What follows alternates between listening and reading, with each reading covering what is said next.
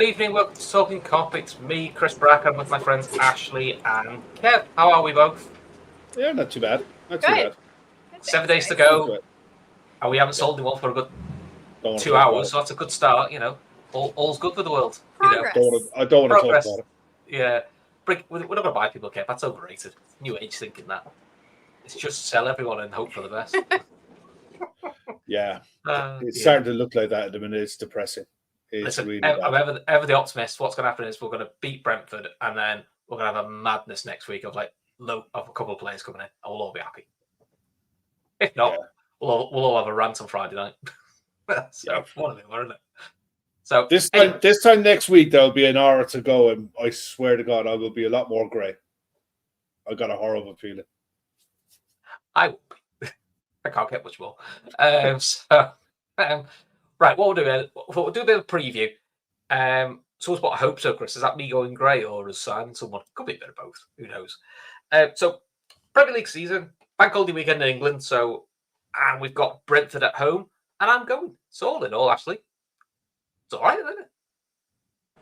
Yeah, I hope you guys have a good time. I mean, it should be a great opening weekend. Getting to see Slot at Anfield for the first time. I don't know. It's always exciting. It's always exciting getting the chance to go there, and you guys are probably going to have an amazing time before and after the match, anyways. Hope so. Yeah, I think I've beaten Keith now for the. I've been to see Brentford because I think that's about me. I think it's about the third game now. I see Brentford. He's always get the Brentford ticket. So anyway, I mean, look, our record against Brentford in the Premier League is 4 wins, 2 draws, and 1 loss. At home, it's 3 wins, 7 goals scored, none conceded. At their place, last season was the first time we'd won there. It seems to be at their place we have a bit of a challenge. And no surprise, top goal scorer against Brentford is Mo Salah. 5 goals, 5 games. Nothing new there. Top goal scorer for them is Wissa. He's got 2 and 6, but he's always a pain in the arse, to be honest. And so is Mbuemo. Both of them are difficult customers to look after. So, Kev, how are you feeling about Brentford? Because I thought they were good against Palace.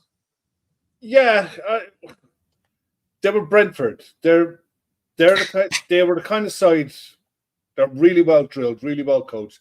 They'll give you the ball, and they'll say, "Come and break us down." But if you make a mistake, we've got players that can really hurt you on the break, and they do. Brian Mbuemo and Wissa are proper players, especially on the counter.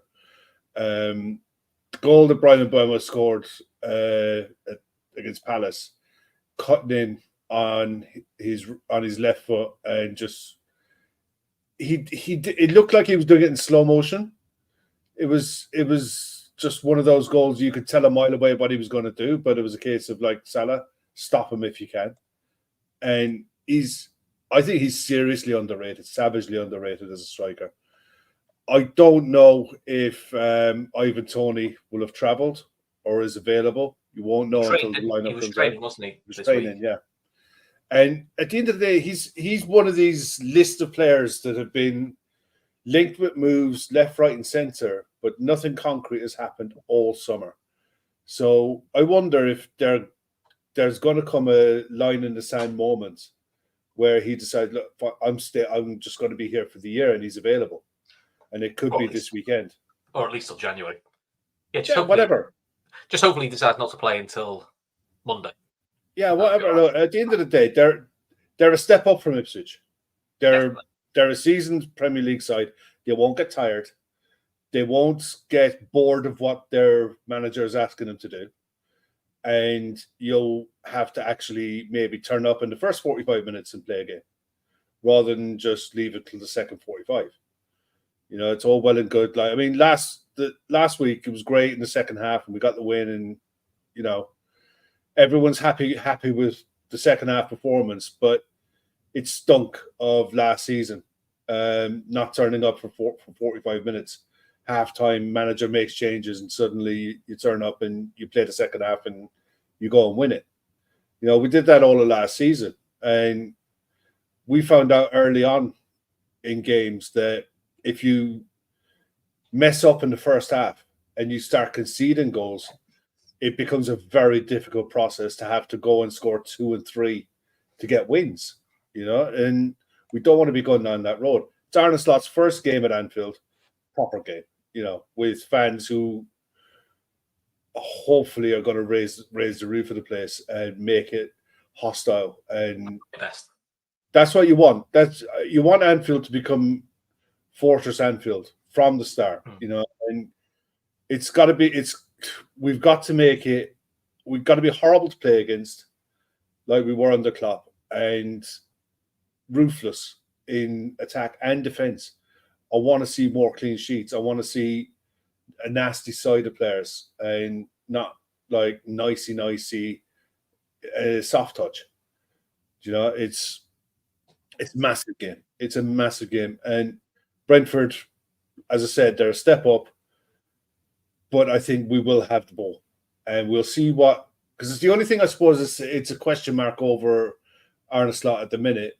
Even in pre-season, we didn't really come up against sides where we had to break them down where they parked the bus. Where they were quite happy to play a bank of 5 and a bank of 4 and one up front to try to hit. We didn't come really up against that in pre-season too often. I think we will come up against that on Sunday. It's a different problem that he's going to be asked to figure out. And the players playing his style of football are going to have to come up with patterns of play, probably for the first time under him, to break a side down. So that'll be interesting to see how that works out as well. Yeah, I mean, actually, we're going to come up against 2 ex-Reds automatically. Sepp Vandenberg may go straight into the side. I think he's seen as like a long-term replacement for Ben Mee. I would expect Carvalho to be on the bench and come off the bench, but it's always a joy playing against ex-players as well, isn't it? Yeah, I mean, I want to see the best for them in the future, just maybe not this particular game. I'm all for them succeeding at Brentford. But yeah, I think it'll be interesting actually to see if Sepp goes right in. I didn't even think about that. I know that Carvalho came on kind of late in the last game, and he didn't really have too much of an impact. There was like 1 or 2 really good pressing tackles that he made that really got the crowd up. But other than that, I didn't really see too much from him. So yeah, I think Kev is spot on with, the banks of 5 probably that they're going to put and sit deep, especially being away at Anfield. And that's going to be an interesting kind of tactical puzzle for Slot to kind of figure out. And I'm curious to see if our tactics or our starting lineup is going to switch at all. Like, does Elliott come in for Szoboszlai, or are there any sort of tactical tweaks that he makes to adjust for that kind of deep park the bus sort of attitude? Okay. Right, I'll name you an 11, and one of you 2 shout stop if I say a player that you disagree with. Goalkeeper, Alisson. Right. You're on mute, Kev, so you can swear at me all you like. Trent, right back. Robertson, left back. Centre backs, Van Dijk and Konate. And the rest of the midfield and the attack is the same as Ipswich. Yeah. I think so. Yeah, I mean, the thing is, you've got 3 games in 3 weeks. So I don't expect there to be any radical changes. I think the 11 he picked last week is his preferred 11. Joao Kwanzaa is missing injury and what have you. So I don't think he'd have played anyway this week, even if he was. I think he would have, because it was horses for courses. He kind of cleared up what he was saying. He was talking about the team as a whole. He was talking about the team as a whole. Yeah. The reason I don't think he'd have played anyway is I think it suits Konate's game better, Brentford. It might well do. But so does Ipswich. And I think he's quick. I think he's quicker, and I think he's probably a bit better in the air. Also, I think Ipswich made sense because Quanton had a full pre-season and Konate had no football at all for ages. He didn't even play for France, did he? Look, if that's the case, Konate should have started against Ipswich at the weekend. If he sees him as a better player, he should have started against Ipswich. Robertson had played 60 minutes of pre-season and hobbled off of it for Scotland in the Euros. So, and he started. We all thought that Costas had a really good pre-season, and he did. He was fine in pre-season, but Robertson started. So I think his preferred starting 11 has Kwanzaa in it. And I think if Kwanzaa was available, I think he'd have started him again, because bar losing out a couple of duels to Liam Delap, he wasn't by any stretch of the imagination the worst player on the pitch in that first 45 against Ipswich. So definitely wasn't. But yeah, look, I don't expect any massive changes to the lineups for the first 3-4 games until after the international break, when we start getting into the real football and he starts having to rotate. That's his problem. We've already got 13 players because Richard Hughes has sold the rest. That's his fucking problem. This is my thing now. If we sign no one, right? I'll say this now. If we don't sign anyone and he deems that squad is good enough to challenge for a title, challenge in the Champions League, and to challenge in the domestic cups, fine, good. That's up to you. That's your prerogative. Make it fucking work. Because if you don't, and we bomb, then pat your bags. Because these are the decisions that can make or break a season. If they decide to go with what we have, and they turn around to us and convince us that says, I'm happy with this squad, I trust this squad, you have to be competing at the back end of the season. No ifs, ands, or buts. Don't come out in February, March when players are tired, it's cold and horrible, and start complaining about X, Y, and Z is injured and so is suspended and this player's out of form. Don't bother. Not interested. Don't care. I don't think there's any saying it. I think it's very little say, actually, in my opinion, because they've gone out their way to make out that he is because they made a big deal of Slot being the head coach. Not completely out the equation, but a bit like the whole transfer thing. There's two people I'm looking at. It's Richard Hughes and Edwards, because the club very quickly with their optics sat Richard Hughes next to Slot in his first interview. Almost pretty much said visually, transfers, there's your man. You know, on the pitch, it's Slot. I mean, if that's the case, like, I think Richard Hughes should be sitting next to Slot at the end of this transfer window. I agree. I think he should. Because I don't think it's fair. I know, but if you're going to park them out together on the announcement day and clearly differentiate between the two of them, and, like, what does that mean? I don't know. I mean, for Slot to then take all of the questions about something that he's supposedly not involved in or not directly involved in, I don't think that's fair to him.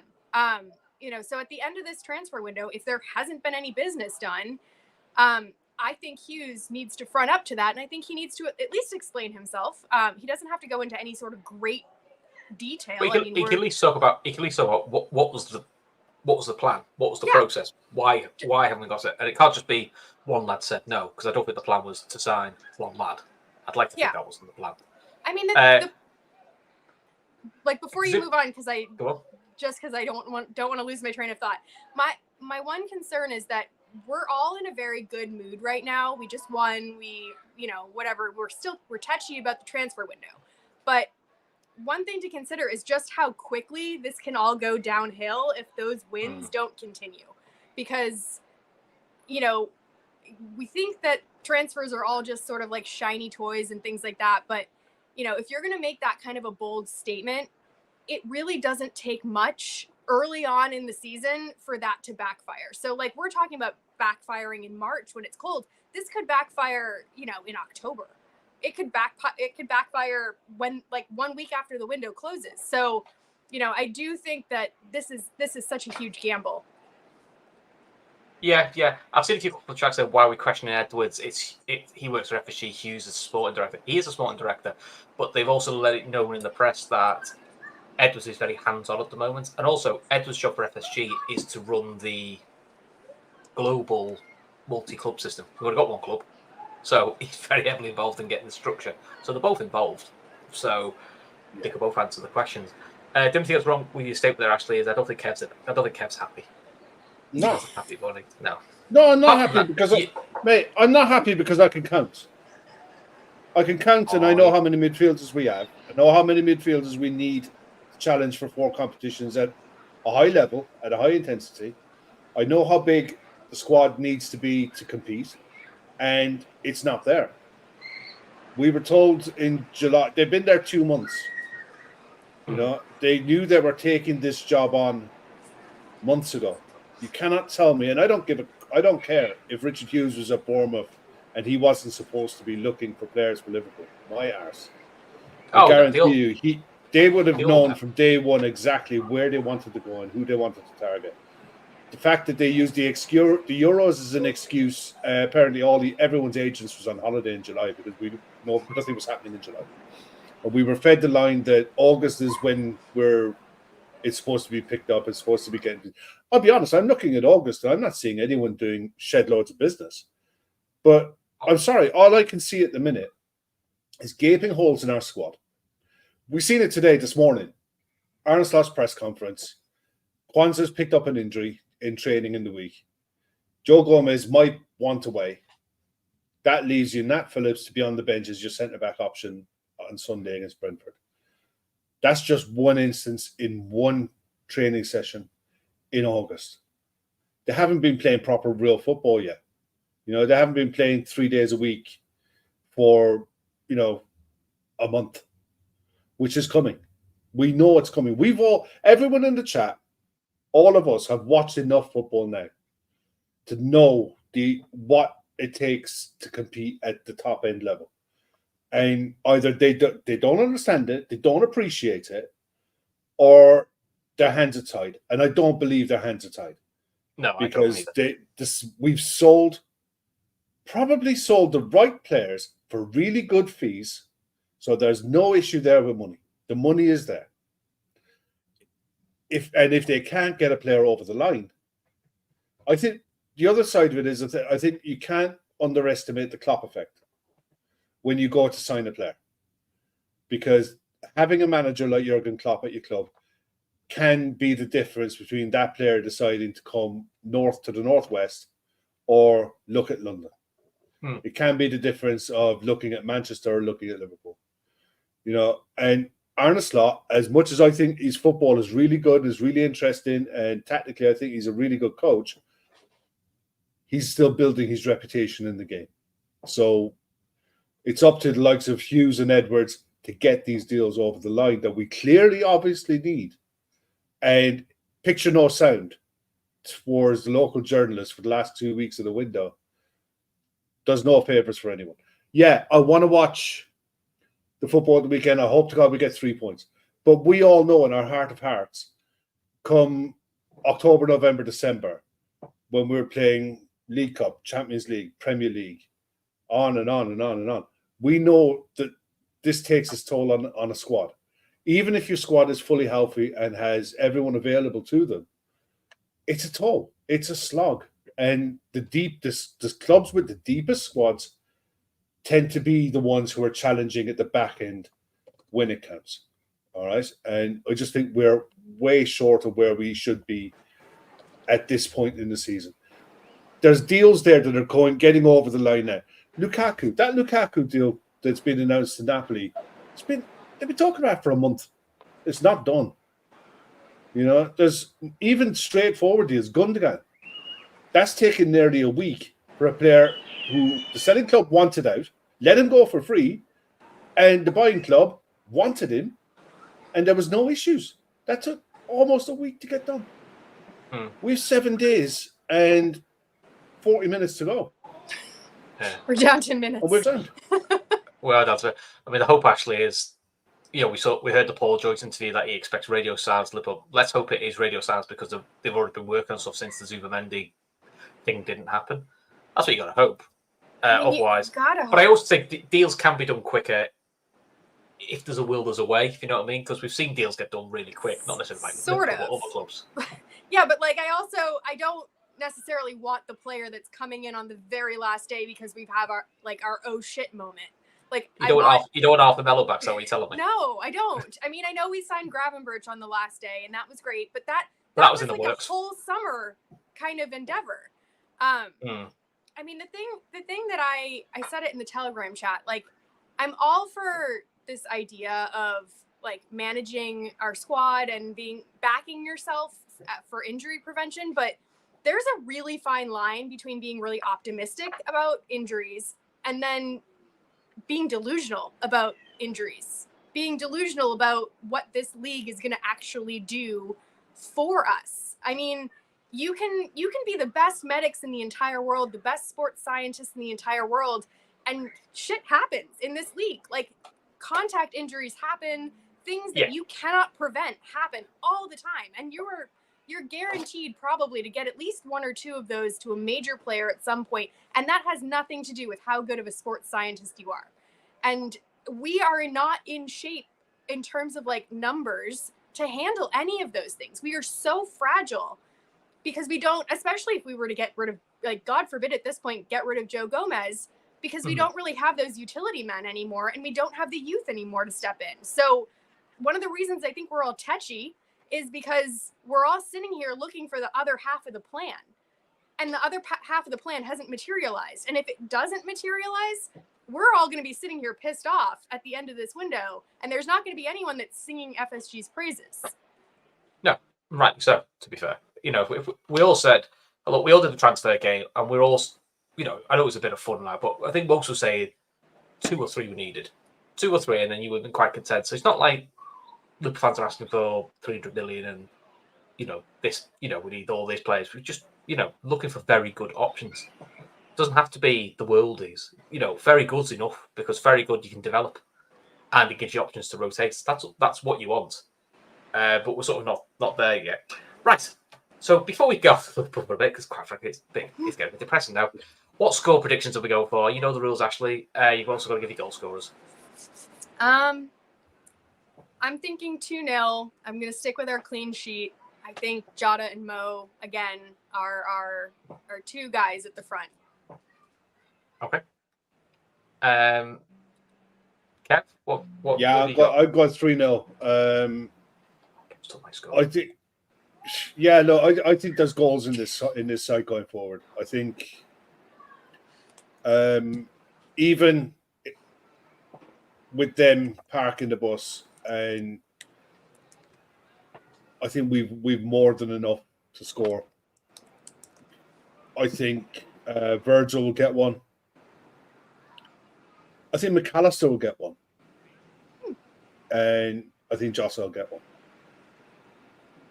Because the more I see McAllister on that left side today, cutting in onto his right foot, and against the side who are going to look to put men behind the ball, he's more than capable to crack one from 20 yards. So I'd like to see that. But yeah, I think we'll win. I think it'll be hard. It always is against Brentford. They're generally a stubborn side who will cause you issues, but I think we've got more than enough. Cool. I've got 3-0 as well. I've got Mo, Jota, and I'm going to hope Darwin off the bench. Interesting stat about Liverpool and Brentford.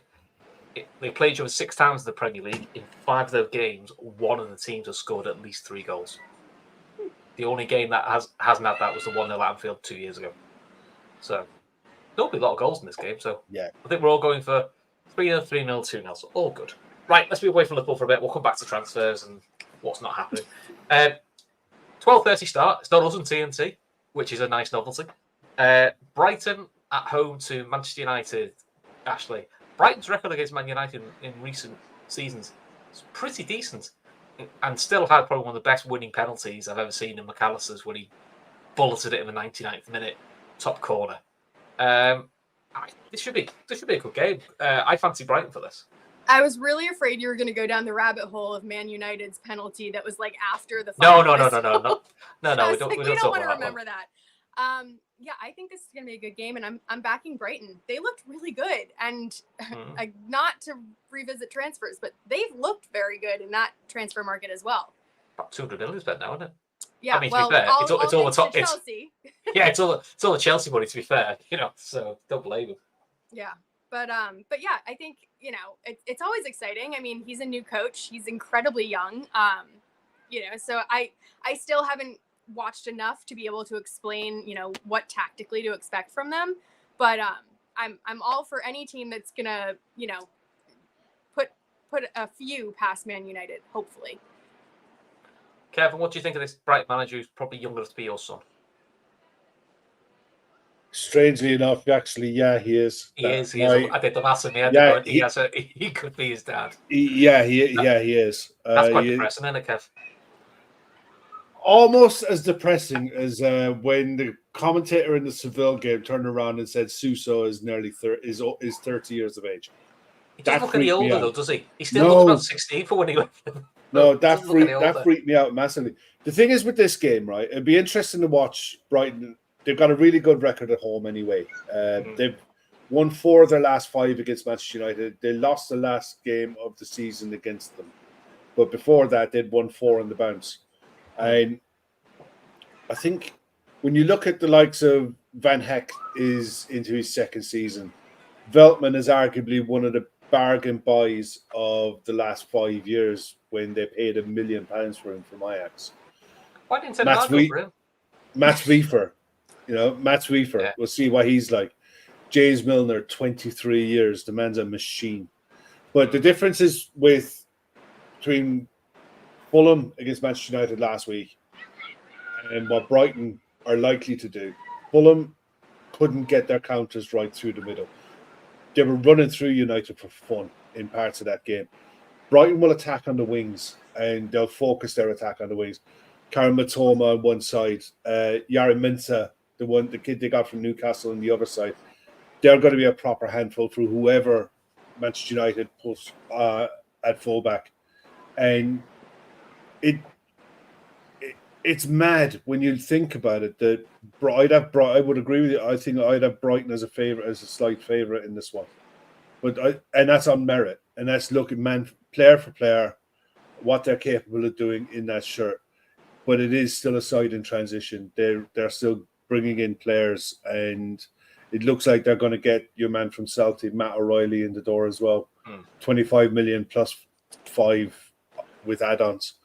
They're adding some real good quality players to maintain where they currently are, and look to maybe try to push to get back into the European spots again. But manager, new way of play, and he is different, so it will be interesting. But the pressure shift could come depending on the result of this one towards Ten Hag.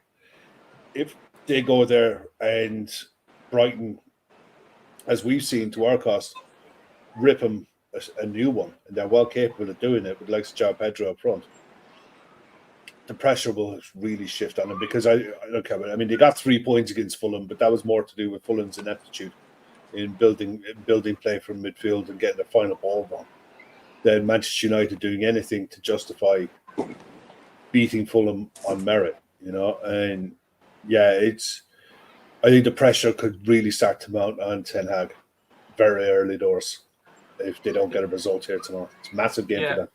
Ashley, I mean, Anthony points out as well is the first 20 minutes against Everton got in behind Brighton a couple of times. To be honest, it was more down to poor finishing why Everton weren't ahead. So there is like I said, new layout, new setup, new manager. So there is an avenue there for Man United. The one thing they do have Man United is pace, especially on the break.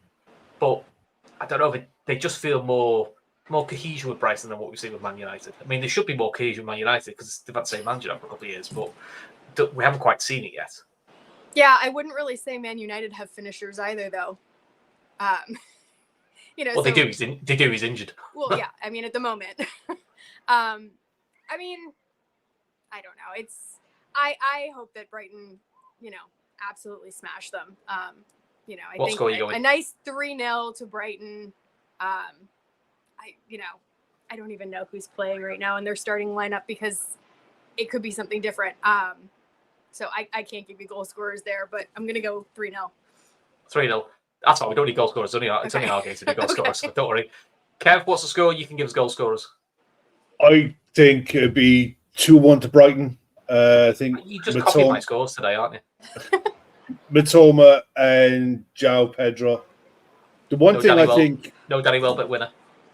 Possible. I think he'll start, but I don't think he'll finish. I think Xerxes probably does start for United. It'd be interesting to see what happens with De Ligt. Yeah, does he start? Does he start him? Although it did like Maguire went off injured, so he might get these opportunities anyway. Yeah, and at least he's played consistently at Bayern with Matarawi. Is it Matarawi? The right back. They have a relationship. So I know what you mean. So they'll be able to link up play, and Lisandro Martinez I don't know. I don't think he was at Ajax when De Ligt was there, and you'd expect Dalot to be on the other side. So, but I think one thing I think they will do. I think they'll get the Ugarte deal over the line, and he's desperately for how he wants to play and how he wants to set up. They desperately need someone in and around Casemiro who's more disciplined and someone who can break up play and shield that back four. They're screaming out for it. They're probably going to shift one or two out the door as well. It looks like Jadon Sancho could be off to Juventus. Probably another one as well, I'd say goes. The one I was surprised with was Pelestri.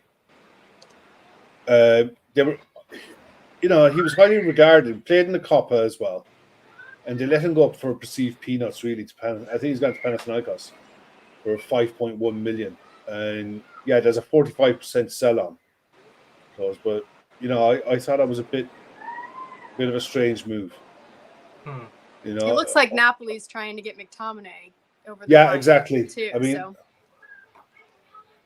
and in fairness, he's one of those players that I honestly thought Fulham might go back in for, but yeah, it wouldn't surprise. I mean, he's a weird one for me because he's not excellent at anything, but he's a good player. He's a good player. He's rescued them so many times. Yeah, I'd always want a player like that in your squad. I'd always like a player like that in your squad who can come in, do a job, disciplined. He's not great. But he's not going to create waves. And they tried shifting him out last year, and he come back, and he was arguably one of their best players last season. And they're doing it again to him. What does that say? There's no joined up thinking there. The club is still run like a basket case. It's not on the Chelsea levels, but it's not right. What's going on there? It's a bit weird. Cool. Right. So we've all got Brighton winning. All right, Kel, I'll stick with you. Tottenham against Everton. Everton, who were good for the first 20 minutes and then were pretty much put to the sword. Tottenham were very Tottenham against Leicester. It should have been about 3 or 4-0 at half time against Leicester. And then, to be honest, tried the best to throw it away and drew 1-1 in a very odd game. No Dominic Solanke for them, though, this weekend. He's picked up an ankle injury, apparently picked up in the game. Finished the game, but he's out. But Pedro Porro should be fine. I think Bentancur's probably out as well because he's I think he's out with the concussion rules, isn't he? Yeah. Tottenham are going to slap Everton silly. Oh, you go. Robert guys gifted Talkin Kop membership, so grab it when you can. Nice one, Robert. Thanks, mate. Mike, thank you, Robert. Tottenham are going to slap Everton silly. Everton are down to the bare bones. I think or something like they got 14 outfield first team squad players available for this game. Are they swapping old Ashley Young for young Seamus Coleman, that right back of the shoe? I tell you, I don't know what they're going to do. I have no idea what kind of lineup they're going to be putting out. James Tarkowski is apparently nursing a hamstring strain. I watched the Spurs game last week, and seeing Heung-min Son out on the wing again, James Maddison was dictating play. They did everything but finish.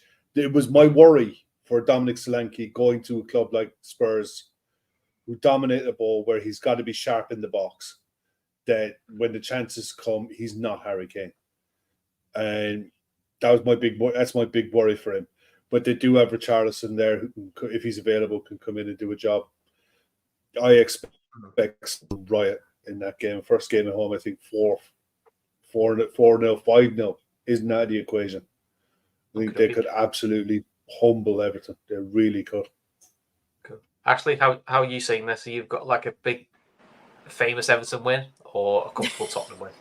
I think it's a good time to be playing Everton. I'll put it that way. I think this could be easy, like 4 or 5 as well. I just don't see where Everton's going to get the goals. I don't think they have the solidity at the back to keep them out. And, I think they're fortunate that they're not playing against like a Manchester City, because it could be, a cricket score if it was a Manchester City side with what they're putting out right now.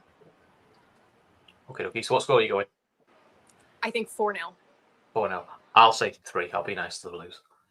Right. Last one we're going to talk about is the late night Saturday game. Aston Villa at home to Arsenal. So last year, I think Villa won 1-0. I think we did double over Arsenal last year.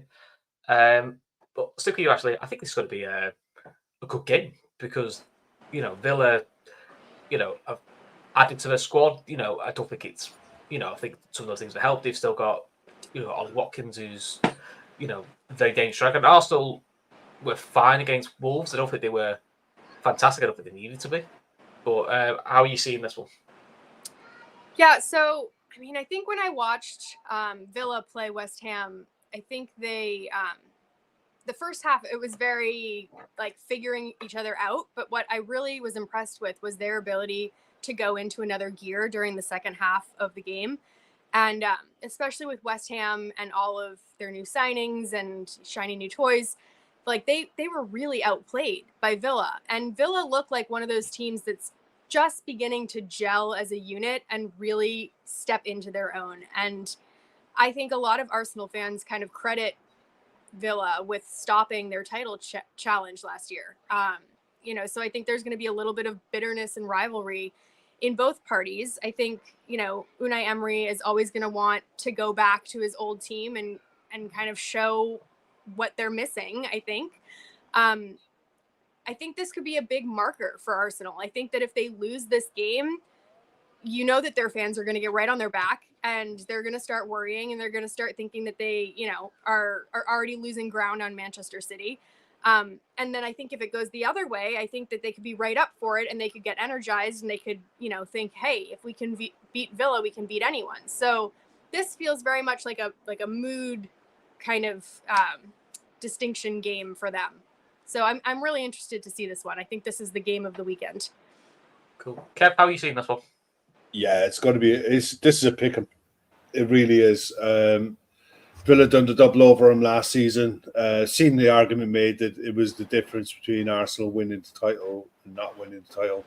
Yeah, you can make that about any game that a club loses or doesn't get points in. But Villa are a very tough nut to crack. They've also got Jacob Ramsey back and available. I think they really missed him last year. He's a really, really quality young player. How they fit him in, I don't know. But the other side of it, I liked watching Onana last weekend.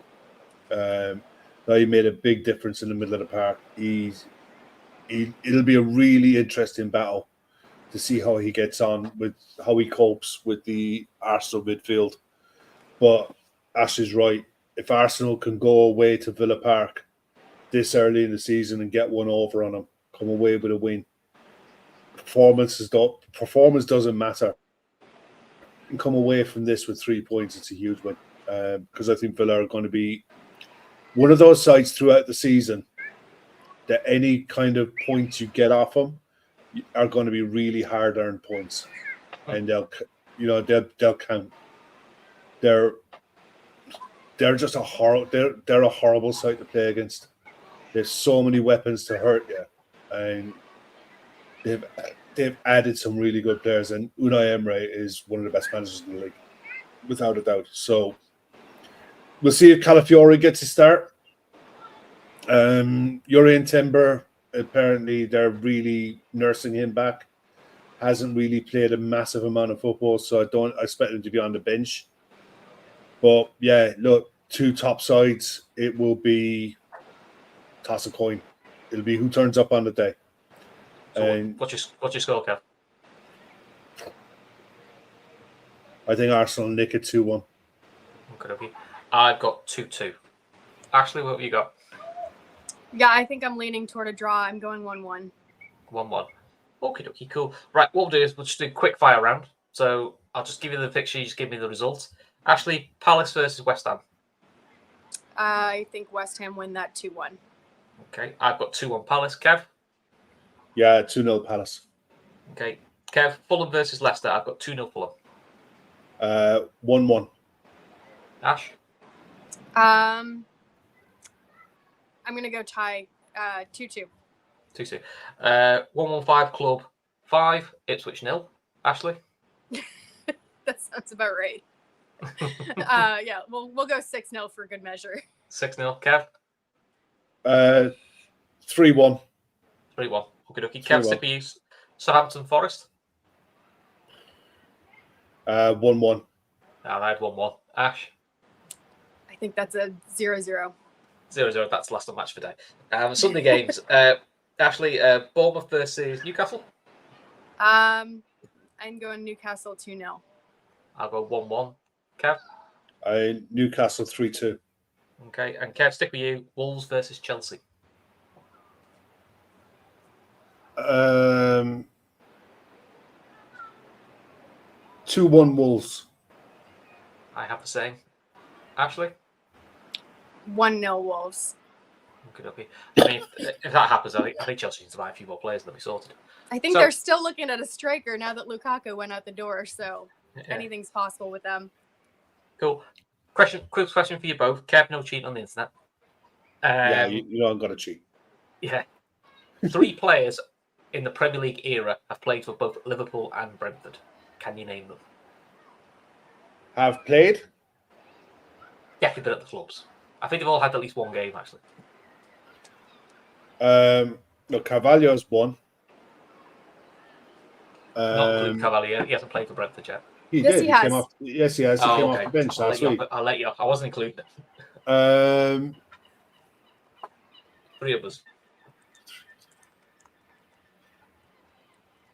And Sepp and Carvalho we're not having. no, Sepp hasn't played for him yet. Carvalho's one. See, I'm trying to think. 2 of them were in the Klopp era. Yeah. One of them was in the. That would be the Gerard Houllier era. Oh God, no! I wouldn't have a clue about that. Yeah, I seen one of the. I know. I'm going to lie. I'm looking at the chat. So Sergio Canos. Sergio Canos was the last one. That's from Thor. And who's the other one? The others are. Do you want to give me the one? Brannigan. I haven't got Brannigan on LFC. No, LFC history. They haven't put Brannigan. Well, I don't know. I genuinely don't know. It's not off. The one is João Carlos Teixeira. João Teixeira, yeah. Yeah. And remember him. Stephen Wright. Remember him? The right back? Yeah. Yeah, he went loan to that would have Brentford. been early doors. Yeah, he went loan to Brentford while he was at Liverpool. So I must admit, I knew 2 of them. I didn't know Stephen Wright, I must admit. This is why I don't do quizzes.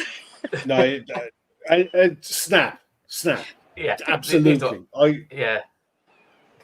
And this is why Chris doesn't write quizzes, because he gets the question wrong at the start. Not Yeah, well, I wasn't clear. Carvalho. Come on. Right. Shall we go back to transfers? I'm just having a quick look through, see if there's any breaking news or anything dropping. And outside of the ones that we know about, the Lukaku deal looks like it's going through. Find Palace forward Jordan Ayew for 5 million. It's an interesting one. Stephen, the joke for the teenagers there. Stephen Wright ended up on Radio 2. Yeah, it's about half our audience have got it. I think the genuinely. The Kadioglu. I don't know how you pronounce his name. Kadioglu. Is that how you pronounce it? The Turkish fellow. I think for Brighton that could be a really good signing. That looks like it's on the cusp. Yeah. There's another one here. Joachim Andersen has signed from Palace to Fulham for 30 million. You wonder where Palace are going to look. Apparently, they were looking at Maxime Lacroix to come in. I think he's at Wolfsburg. He was on loan. He's a really good young French centre back. He's always been on clubs' lists, but hasn't really got that big move yet. That'd be interesting. I think he's into the last year of his contract, and the rumored fee was something like 14 million. It might prevent Palace looking at a Joe Gomez, to be honest. So it was interesting that they made Guehi their captain for this upcoming game. Newcastle are the same with Gomez as well. Yeah. So it's kind of an interesting game of chess there. Sort of a little bit of mind games going on between the two. Yeah, One thing I'll say is players who we all thought might be on the move, all tended to all played. Hincape played tonight for Leverkusen. Who Our else keeper was there? played. Yeah, Mamadou, but he was always going to play anyway. And I think they lost 3-1, but he saved a penalty and he was their man of the match for Valencia. But I don't know what. Yeah, Carl makes a good point there. Ilkay Gundogan going from Barcelona to back to Man City on a free. That fixes so many little problems for them. And for Barcelona, because he's forgoing his wages for the next 2 years, I believe. Yeah. Although interestingly, it's still not enough for them to register Olmo, I've heard. Oh, that's because they're a basket case. But apparently they've agreed an £11 million fee for Chiesa. Yeah. How they're going to register him, but well, Daddy makes a point there that Manu Kone didn't play. Yeah, Manu Kone didn't play because he was at the Olympics with France, and he's rumoured to be off to Italy, isn't he, as well? Yeah, and not on the strength of a really good season last year. It's a lot of ones that if you look at the names that we were strongly linked with last year, not many of them actually really kicked on. But yeah, the Jordan Ayew from Palace to Leicester is a good move. I mean, $5 million for someone like him, who he is. He's an annoying so and so. Looking at the international list there, Jean-Michel Seri, remember him? Oh God! Yeah. Gone from Hull to I don't know if it's the Saudi or the Qatari league, one of the two. Harvey Blair, I'm disappointed by that one, but look, he's gone to Portsmouth for 300 grand. That's gone through. But yeah, I think there's a 20% sell-on clause there as well. Sanderberg has finally got a move. Yeah, Sanderberg's finally got his move before Nat Phillips, who's going to have a testimonial soon. Honestly. Yeah. Are we thinking Sanderberg or there's not massive moves going on anywhere though. Do you know what I mean? Yeah. There's a lot of clubs that need to do bits, but we're one of them. But yeah, we're one of them for sure. But there isn't. I think the highest transfer fee paid in the Premier League this summer so far is something like 60 million. Maybe 65 for Solanke, yeah. Yeah, that's it. It's like I think spending has been reined in a lot from last year. I think the PSR checks have done the job that they were supposed to do. They've reined in club spending. But the flip side of that is there isn't as much money as there would have been before moving around in the game. I think Brighton are using the money that they got from Bowley last summer. But other than that, there's not a massive amount of money. I still feel like there needs to be some tweaks there, because I think what we have seen a lot of is a lot of homegrown academy players being sold off and like almost forced out of clubs in some cases. And for me, that doesn't sit well. I don't think that we should be prioritizing shipping out academy players just because of trying to regulate our PSR. Yeah, but I mean, I think time will tell on all of these players. I think you look at Salzburg. Salzburg won the other night 2-0, and it looks like they could qualify for the Champions League. It would be a catastrophe. We would have a catastrophic nightmare if Bobby Clark was playing meaningful minutes in our midfield this season. It would have been a car crash event of mammoth proportions if you were depending on Bobby Clark for your midfield for Liverpool, because injuries would be wholesale. So I think for his career, I think it's the right move. I think the fee was right. I think the fee was fair. And the fact that we got first refusal on buying him back is really good.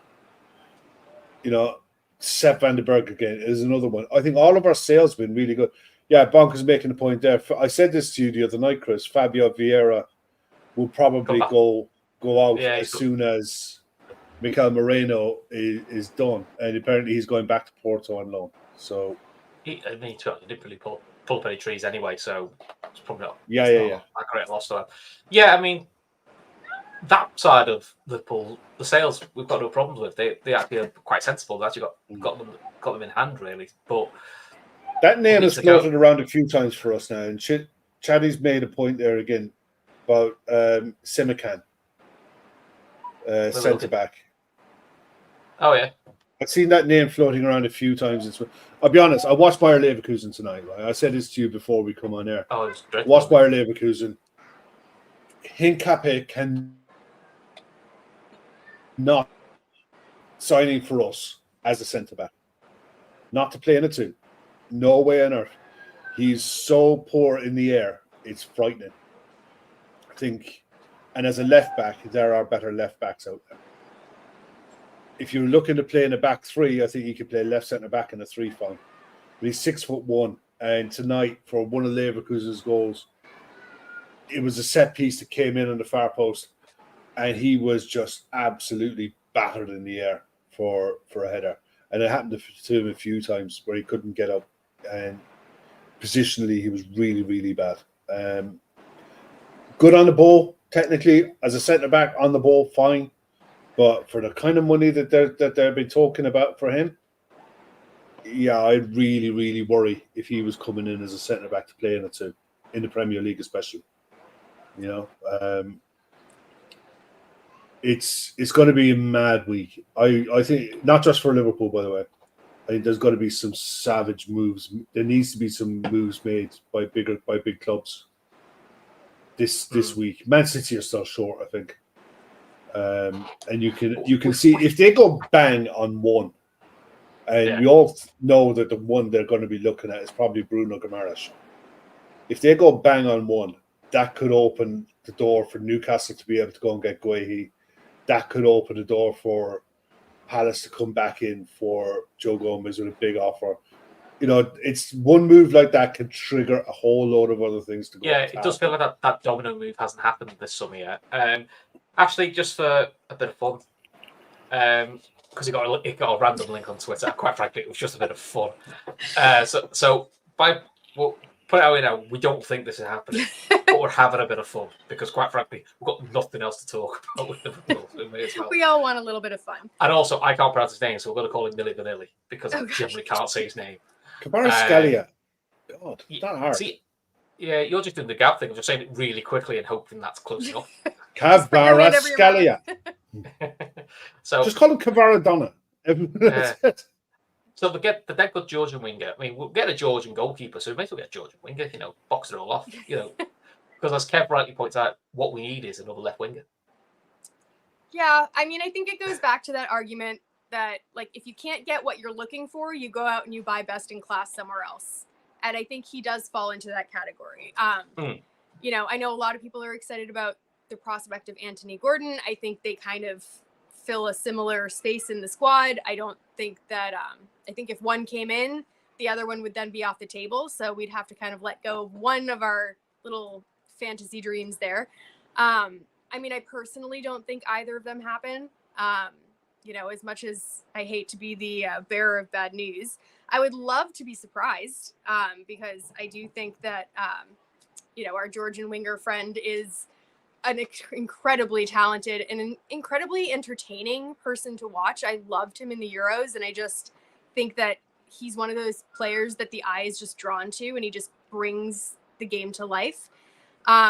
But yeah, I think that we're clutching at straws here. And, you know, I don't know if there's going to be any sort of big signing like that that's going to salvage this window. I want there to be, but I don't think there will be. No, I don't either. I mean, if you signed him, Kev, he would be like Virgil van Dijk signing of the attack. If you know what I mean. Yeah. One of those one of those signs of your system and go, oh, that's a bit of a game changer. That's a level that's putting you up a level. It's not going to happen, but it's the sort of thing you'd like it to happen. Because why wouldn't it? I mean, let's look at Napoli for a sec. Let's look at Napoli. If we can't get a lad out of Spain because he loves the mountains, trying to get him out of Napoli, trying to get anybody out of Napoli is a ball like. Napoli paid 10 million for him. Okay, they're not in the Champions League. They finished 10th last year. He's not an Antonio Conte type of player. No, he's excited. Antonio Conte is the most anti-football manager there is in the game. how he's still involved in top level football is beyond me after his exploits at Spurs. But that aside, Napoli are struggling massively for money, and they've really had to work hard to get an aging Lukaku out of Chelsea, who desperately wanted to join them. I'm gobsmacked that Kvaratskhelia hasn't moved yet. Gobsmacked. He would improve so many sides, including ours. And you could play him in a 9. You could play him as a 10. You could play him left, and you could play him right. He's got it all. He could do, to actually include him and Anthony Gordon in the same sentence is a joke.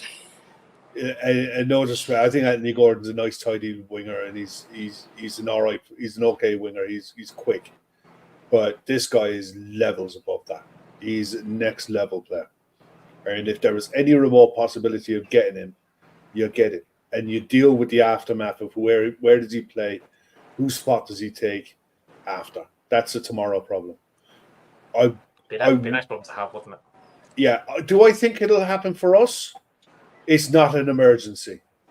It's not an immediate problem. But I think he could fix a tomorrow problem. I think he could definitely be one of those players that you could say, okay, if that's not going to happen and Mo's not going to extend, he could definitely be an option to look at. And I don't think it's beyond the realms of possibility that you'll see someone like that move this window. As I said, I'm gobsmacked he hasn't gone already. He's just that good. Right. Before I ask our final question, I do need to mention our charity partners because I nearly forgot to do it again. So we're currently trying to raise €10,000. I'm going to split it 50-50.